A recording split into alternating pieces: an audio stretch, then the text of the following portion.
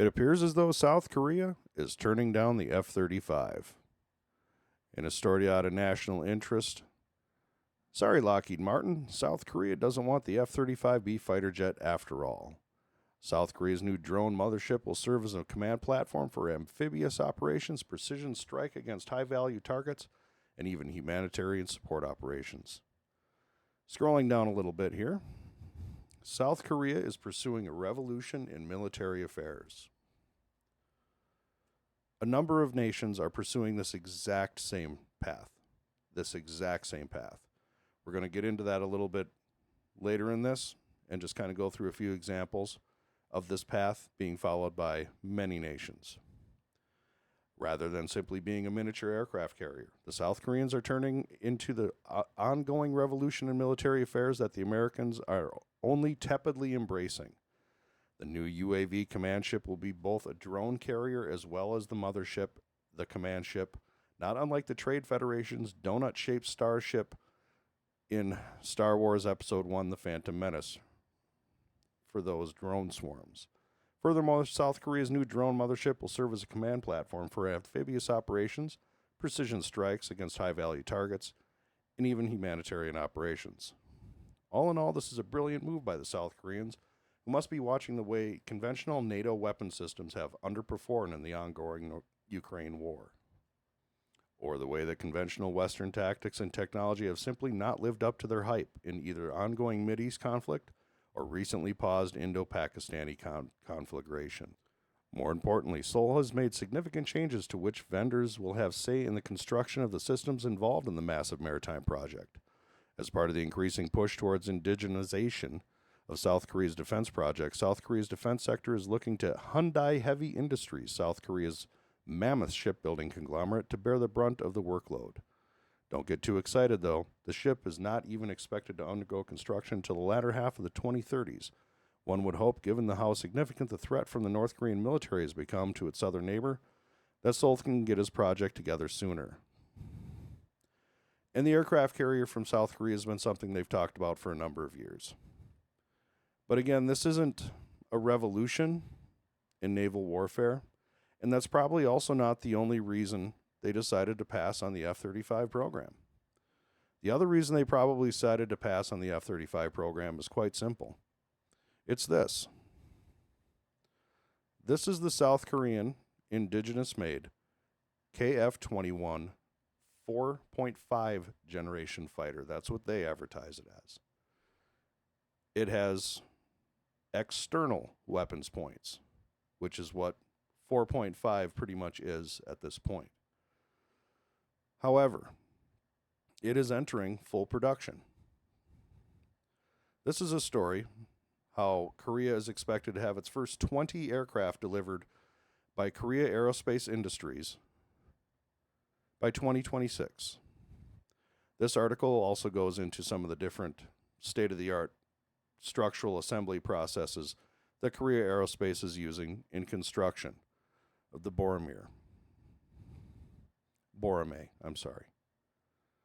As you can see, they've planned to purchase 120 KF-21s by 2032.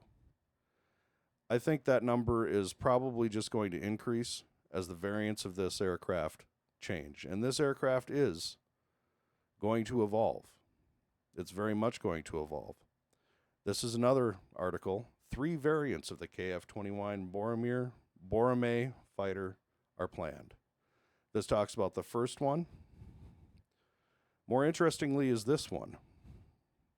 The KF-21EX is instead aimed to transform the Boramae into an aircraft capable to rival 5th-generation fighters. This variant will incorporate an internal weapons bay to achieve this goal. An internal weapons bay would reduce the radar signature of the aircraft, given the weapons would be stowed internally, as for the F-22 and F-35, and would enable the KF-21 to achieve true 5th-generation stealth capabilities. 4 Meteor long-range air-to-air missiles, or 8 smaller air-to-ground munitions, would be stored inside the internal weapons bay. The KF-21EX is also intended to play a crucial role in the next air combat system, a future network that leverages unmanned aerial vehicles and satellite data links. As already explained, the Republic of Korea Air Force has officially ordered the feasibility study to upgrade the KF-21 into a 5.5th generation fighter jet. Republic of Korea could also pursue a larger aircraft based on the K-21 platform. This would be a similar upgrade to the legacy F-18 Hornet to the F-18E Super Hornet, or F-15 Eagle to F-15AE Strike Eagle. So, it's very likely they saw a redundancy. They see a capability that they are growing themselves, a capability in construction and logistics to field these things themselves. So why go through this long procurement process with limitations, bottlenecks, things like that? There's no reason to. And if you're making your aircraft carrier, drones are the future when it comes to aerial combat, precision strike, things like that. And the Koreans realize this. U.S. ally revives aircraft carrier plan amid North Korea threat. And as it said in the previous article, they're planning on changing their carrier, too. The South Korean military will move forward with the aircraft carrier project after making modifications. Newspaper The Chosun Daily reported on Monday. The original plan called for the construction of a 30,000-ton vessel equipped with F-35B fighter jets.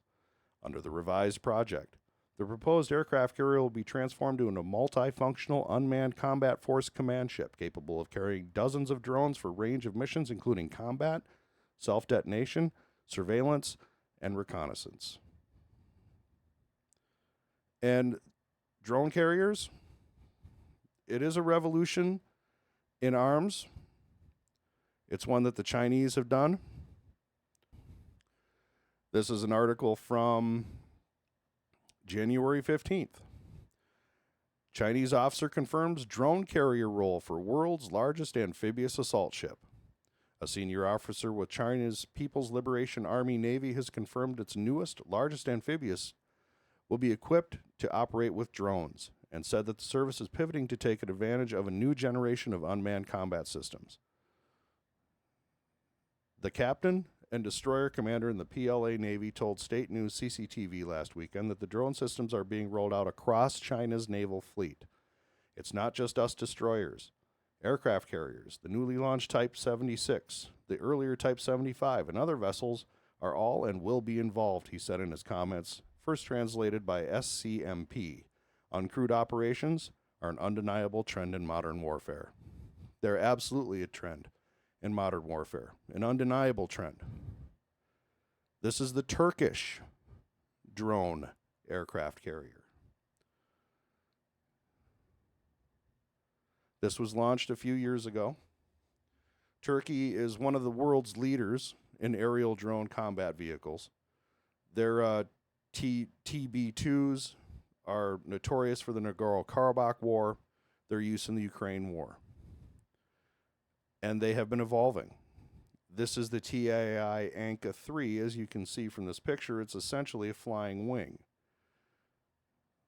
Sound familiar? The U.S. is doing the exact same thing. We have naval combat drones that are flying wings as well. This is the trend. The United States needs to get on board. We have a number of amphibious assault warships on the block. It is my opinion that the United States needs to take either the USS Fallujah or the USS Helmand Province and make them a drone carrier. We cannot afford to be behind on this technology. The South Koreans are following the Chinese lead and the Turkish lead. We cannot be behind on this. And they believe so much in this, the South Koreans, that they're canceling their order of F-35 fighter jets.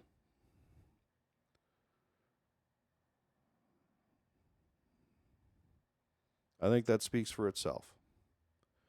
Not in the value of the aircraft, which, as we know, is incredibly potent, but in the direction of modern warfare. The direction is unmanned. The direction is drones. So you've got to be able to project that power and project it over water. Is the age of the supercarrier over? I don't know. Submariners would say it's been over for a long, long time, and it's hard to disagree with them. But what we do know is that there's an evolution happening, and the South Koreans are taking part. Hope you liked this video. If you did, hit the like, subscribe, share it with a friend, let them know. The South Koreans, they've said no to the F-35, but they have other things in their pocket. Thanks.